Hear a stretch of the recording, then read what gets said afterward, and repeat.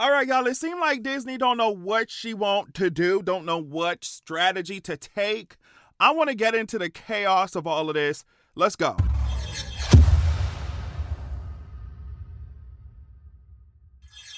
Way back in 2018, I put out the first book in my Xeraxia series called Xeraxia Wrath of the God King. Now I'm so excited to let you all know that the sequel to that book, Xeraxia The Vengeance of Coldwind, is out now. Anywhere you get your ebooks and audiobooks, you can find it there. I'm talking about Amazon, Audible, audiobooks.com, Google Play. It's all there. Also, you can go to www.xeraxia.com to purchase it directly from my site. Check out my series, check out the first book, and make sure you get the second book because it's out now. I'm so excited. Y'all, what is going on with Miss Mamas? What is going on with Disney? At first, Disney was telling Marvel to pump out the content. Then they said slow down. Now they're trying to speed it back up. Girl, what's going on? Now, as usual, the link to this article will be in my description if you want to check it out in full. Disney CEO is reportedly displeased with Marvel Studios' dearth of scheduled theatrical releases for 2026. And while it might seem impossible for Marvel to get at least one more movie into theaters, you think? Are you serious? Within roughly the next 18 months, there are ways the Kevin Feige-led subsidiary could still lure ticket buyers between now and the release of Avengers Doomsday. And so later on, the article goes on to discuss two different ways that Marvel could potentially try to solve this issue, and I think both of them have the potential to be very whack. Very whack. We'll get into it in a bit. Doomsday, the first big screen Avengers adventure in 7 years, and the fifth Avengers film overall, was recently delayed from May the 1st, 2026 to December 18th, 2026. And honestly, I'm expecting more delays. Let's be real. The amount of time that they were expecting to, they were expected to film. Are they still?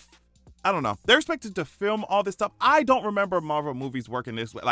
I thought they took a couple years to get this together. I feel like just from the outside looking in, it feels like they were just scrunching up the timeline and trying to get this movie out with how many stars in it that we already know all the cameos of. It just seemed like the filming schedule and release date was ambitious, to say the very least. And then just a day later, 2 other unnamed MCU movies were removed from their respective release dates of February 13th, 2026 and November 6th, 2026. This leaves just one other movie besides Doomsday on Marvel Studios' docket for next year. Spider-Man Brand New Day, which is currently scheduled to swing into theaters, July 31st, 2026. And it's just okay, that's supposed to be Spider-Man's supposed to be a big movie. Spider-Man and Doomsday, that's not enough for y'all? Bob said, no, get back on the field, get back to work, get back to picking. He said, get back to work. According to the Insider, this lack of output has severely vexed Bob Iger, the CEO of Disney, especially because Brand New Day, like all MCU Spider-Man movies, is a co-production with Sony, and thus offers Disney a greatly diminished share of the box office. I see. So Bob is looking around okay, I knew we were supposed to scale back, but not this much. Listen, remember on this channel, we just covered how Disney was pressuring Marvel to pump out more content like it was a sweatshop, okay? But the content got so watered down that Kevin Feige and his employees were stretched thin.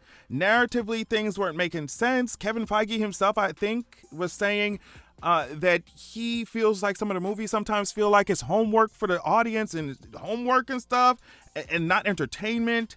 So because of all that, Disney then said, okay, whatever, we're going to scale back on the content, only do a couple movies and a couple shows every year, something sensible, right? Instead of flooding people with mediocre content, uninspired content. So I guess the reports are saying that apparently Bob, this CEO, is now saying, we need more, never mind. I guess he obviously does not like that things have been delayed. In this Spider-Man movie, of course, they're going to share the profits with Sony. So I think they were just like, okay, before they were like, okay, it's fine to scale back on the content with the hopes that the movies like Doomsday and whatever Fantastic Four will bolster them. But what if they are running the numbers behind the scenes and they're just like, well, maybe it won't do as hot as we think? Because, for example, I'm sure they expected Thunderbolts to do much better than it did, because industry estimates put the film's break-even point between like $450 million to $500 million, and it only made $355 million at the global box office, girl.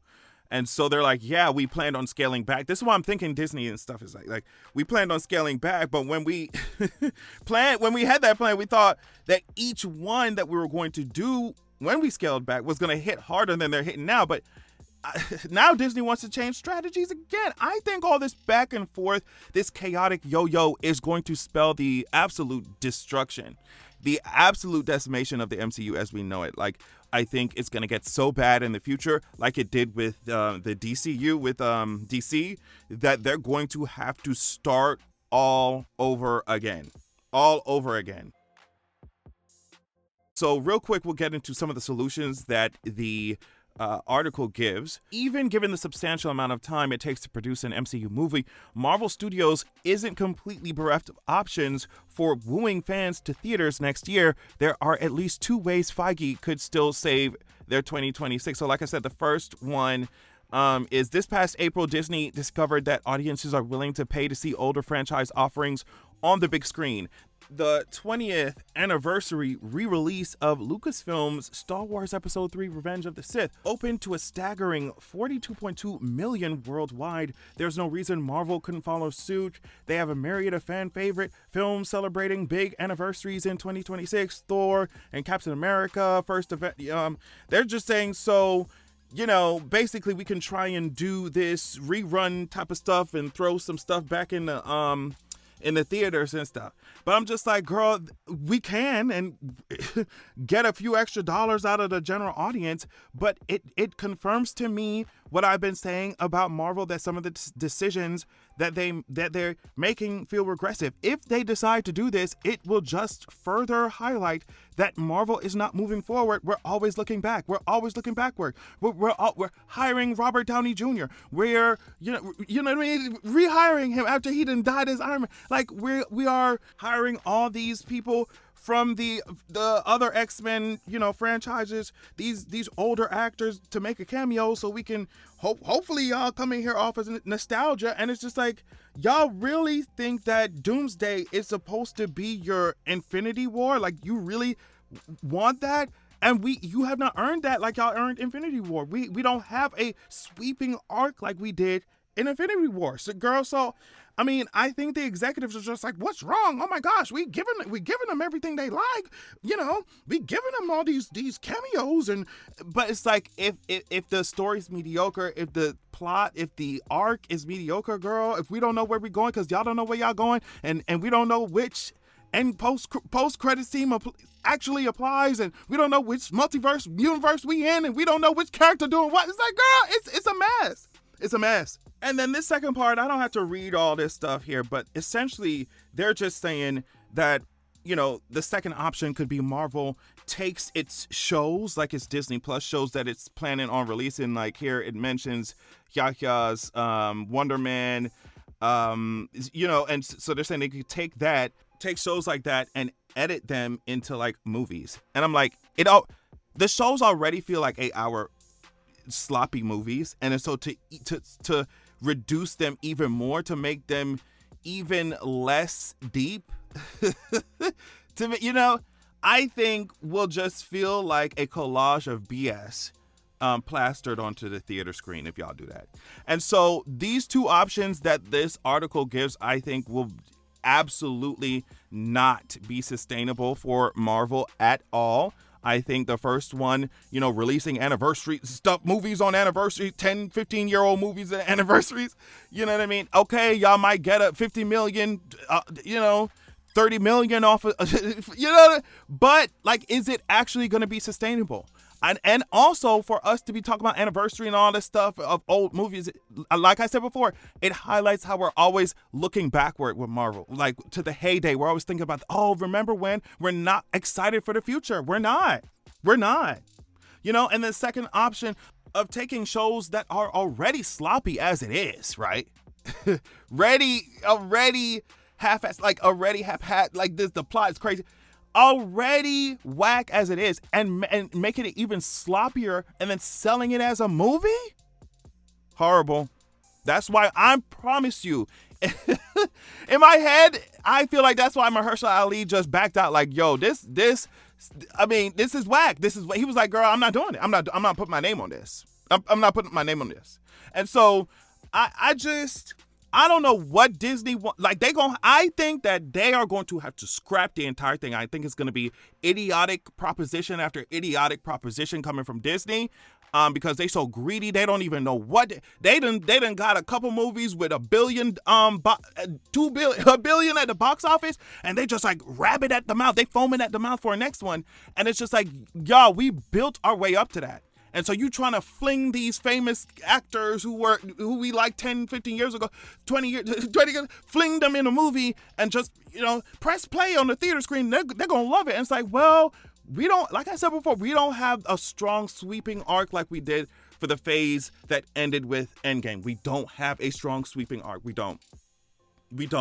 And so just, it gives very much, Bob is someone who don't care. Like I told y'all, these executives, they feel like they don't care. It feels like they don't care about superheroes. They don't care about comic books. They don't even care about art.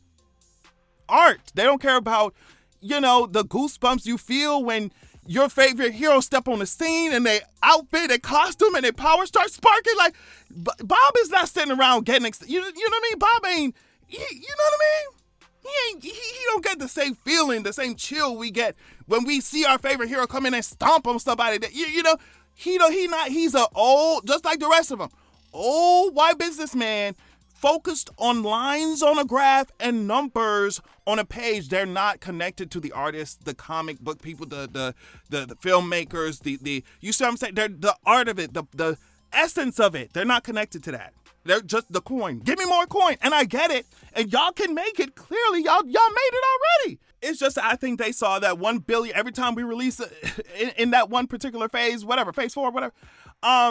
Every time we dropped a movie at the end of that phase, girl, it was $1 billion. So that's all they see.